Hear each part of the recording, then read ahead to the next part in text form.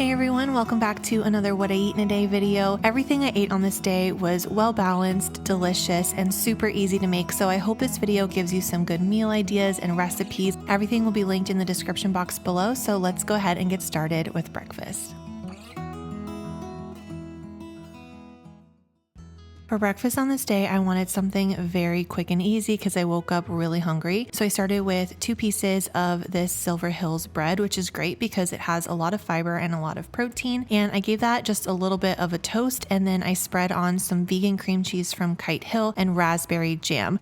I paired it with a glass of soy milk just for some quick protein and to make this a little bit more filling. And this meal, even though it was simple, had over 20 grams of protein. Great way to start the day. Good morning, guys. I hope you're having a good start to your day. I don't really have that much planned today, except I know I really want to go to the farmer's market and pick up some mini pumpkins because Nicholas and I are going to paint some pumpkins. I personally prefer painting pumpkins to carving pumpkins. Both of them are fun, either one is good, but I just feel like it's a lot more fun for me to paint them because carving them is actually a lot of work, and I feel like with painting them you can create cool designs and make them really colorful and fun, but it's just a little bit easier, and I can really like get into the zone a little bit more because I'm not like fussing with the carving portion of it. I can just like paint on it and draw and get lost in that. So I really enjoy doing that, and Nicholas really liked doing that last year too. I mentioned it in this video, which you guys really seemed to like. It was 5 easy ways to enjoy the season, and it had a pumpkin snickerdoodle cookie recipe and caramel apple recipe, like dairy-free vegan caramel apples, and making a fall list, and just little things that you can do to just enjoy this particular time of year. And a lot of you guys liked it, so let me know if you want me to do a holiday version next month by giving this video a thumbs up, because I already have some ideas and I think that would be a really fun video too. But other than that, I just have some little things I want to do around the house, some work I need to get done, and there is a trifle in the fridge right now that is calling my name. If you don't know, a trifle is like a layered dessert with, like, the one I made has chocolate cake, chocolate pudding, and whipped cream, and it's in this like glass dish that's really pretty, and it has all these layers. I made that for my birthday, and we still have lots left over. My birthday was a couple days ago, and we have lots left over, so I already know that that's going to be happening at some point today. I've had a little bit every day since my birthday, and it's really good, so I'll show you how I did that. But right now I'm just going to do some work, and I will see you guys around lunchtime. So for lunch on this day, I had some leftovers, and I think if you have some good sauces on hand, you can really revamp leftovers and make them into something delicious. On this day, I had done a tray bake the night before with some pumfu, cabbage, and pecans. And pumfu, if you don't know, is a really great source of iron, so I've been loving it recently. And one of the sauces that I used on this bowl was this buffalo sauce. It's just a store-bought buffalo sauce, not too spicy, but really flavorful. And then I also made my vegan ranch. I keep a batch of that in the fridge. I'll link the recipe down below. But this combo on any rice, veggie, protein situation is just gonna elevate it and make it taste so delicious. And this was well balanced, packed with fiber, protein, lots of minerals, and so quick and easy. I do have some updates. So I mentioned in a recent video that I had dried my wedding bouquet. I pressed it between a bunch of books, and my plan was to make a really pretty like wall art, or even just small frames for like bookshelves or for my desk or something, with some of the flowers from my wedding bouquet. However, I don't exactly know how I did this wrong, because I watched a ton of videos on how to dry flowers, and they said to place the flowers between parchment paper in a heavy book and leave it there for 2 to 3 weeks, which is exactly what I did. But I don't know if they were too wet, or if I don't know exactly what happened, but they have molded. Some of them were like fuzzy, and then some of them just had spots on them, and yeah, it is a bummer. The leaves are okay, but I feel like without the flowers, it's just gonna be a couple of random leaves. So I don't know. I don't think it worked, and I don't exactly know what I did wrong. So if you guys have pressed flowers, let me know how you guys do it in the comments below. And the last update also involves something I mentioned in this video, which was getting a start on holiday shopping, because I feel like the earlier I get started, the better gifts I find for people, the better deals I find on those gifts, and just overall the less stressed I am come holiday season. So what I like to do is just make a list list of the people I want to buy for, jot down some ideas, and just kind of take my time finding stuff, because that way I can really find something that I'm excited to give them and I'm not just like rushing, you know, in the last couple of days before the holidays. And I found a really good option that I feel like would work for a lot of different people in your life, and it is the Osea gift sets.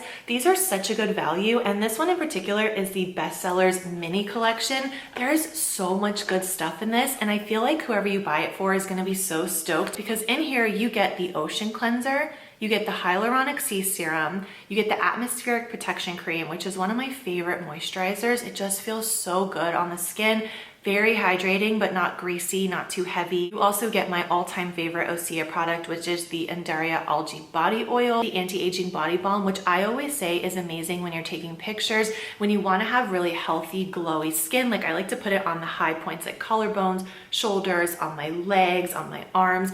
It gives you this really healthy, beautiful glow in photos, but it's not glittery. There's no shimmer, there's no glitter. You don't look like a disco ball. It's just so pretty on camera and in real life, but like, you know, when you hit the light and it's just like, ooh, that's really pretty. That's what you get with this. And then you also get the Salt of the Earth Body Scrub, which is an amazing exfoliator. Ordinarily, this would be $110, but it's on sale right now for $78, which is 29% off. And Osea was kind enough to give my viewers an extra 10% off. So if you use my code, you can stack an extra 10% off on top of that sale price and get a really great discount. So that's what I mean about getting ahead of holiday shopping. If you really find something you like and you find a great discount, I think it's great to stock up now, and that way you're ready for the holidays. Another one that's amazing is this Super Glow body set, and what's great about this is it's full sizes. And this one has a full size of the Undaria Algae Body Wash, which smells just like my favorite product, the Undaria Algae Body Oil, and I love when you use shower products that match. And then it also comes with the Hyaluronic Body Serum, so really hydrating and great for remineralizing the skin. This set is normally $106, but it's on sale right now for $72, which is 32% off. And again, you can use my link and code for an extra 10% off of that. Both of these would be great options for the holidays, and I think the discount on top of it just makes it a win-win. So I hope you guys will take advantage of that. I will put the link and the code in the description box below. And now I think it is time for some cake. It's pretty heavy. As you can see, it's pretty big. We've made a dent in it so far, but we still have a ways to go. And this is a layer of my chocolate cake recipe, which is on the blog. I'll go ahead and link that below. It's a very classic, simple, easy to make chocolate cake recipe that I think is very versatile. My friend Taylor taught me how to make it years ago, and I've made lots of different versions of it over the years, but I really love it in a trifle. And then after that, you do a layer of chocolate pudding and then a layer of whipped cream, and you just continue with the cake and the pudding and the whipped cream until you get to the top. And for the whipped cream, to make vegan whipped cream, I used this one, which is really good. I just added some powdered sugar and vanilla and whipped until it was a nice thick whipped cream. And then I topped it just for decoration with some chopped chocolate. I actually found that it was better the next day. I think trifles in general, like once they sit and they kind of set, it just becomes one, and it is just layers and layers, like striations of just chocolate and cream and deliciousness. But making trifles is fun. I feel like it has a lot of wow factor when you put it on the table, and they really do get better the next day. So having leftovers has been so fun. So comment below and let me know if you want a recipe for this. I can definitely show you how I made it, but I'm gonna go ahead and dig in to this, and I think definitely it's time to catch up on some YouTube videos while I have that. So I'm gonna head out and go to the farmer's market and pick up some pumpkins.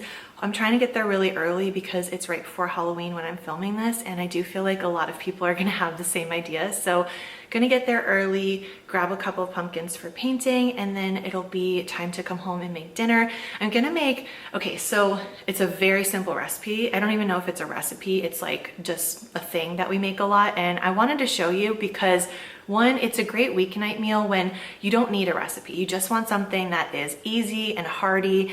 And this is one of those where it looks like every other pasta dish that you've seen with a red sauce, you know, a red meat sauce and pasta.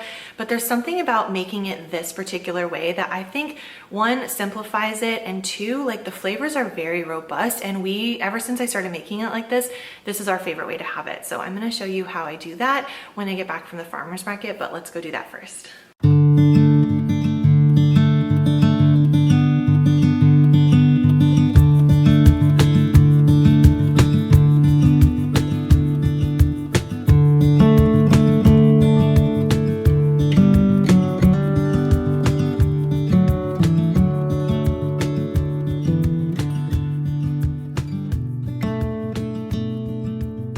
I've been loving having a little pre-dinner snack while I'm cooking. So for this, I just had some simple crackers and hummus, and I put on a podcast and got started on dinner. The first step is just to brown some vegan ground beef, and I love this one from Abbott's. It has such simple ingredients and it's really neutral, so you can flavor it in a number of different ways. What I like to do, I don't really measure this, but I just kind of sprinkle on a combination of some onion powder as well as garlic powder and some oregano. You could chop up onions and garlic if you like, but this is a really quick and easy meal that I make all the time. So I sometimes add onions, sometimes I don't, depends on how much energy I have that day. But this combo of spices is really good, and I just finished with some salt and pepper. I let that cook for a couple of minutes to brown, and then I'm going to add my tomato sauce, and I really recommend this one. It is so flavorful, and I feel like especially making it this particular way, you really get all of the flavor from the sauce. You really get a lot of bang for your buck serving it this way. So my grandma always taught me though to add a little bit of water to the jar. I probably do about 1/4 cup, shake it all around, and that way you get every last bit of the sauce out. And I just let that simmer for about 20 minutes to reduce a little bit and just become super flavorful. After that, I will go ahead and put some vegan mozzarella cheese on top. You could also do Parmesan. I didn't have very much left on this day. Ordinarily, I do a little bit more, and I cover it and just let that melt. And in the meantime, I'm going to cook the pasta. Now we're going to do this sauce on top method rather than mixing it all together. So using the right shape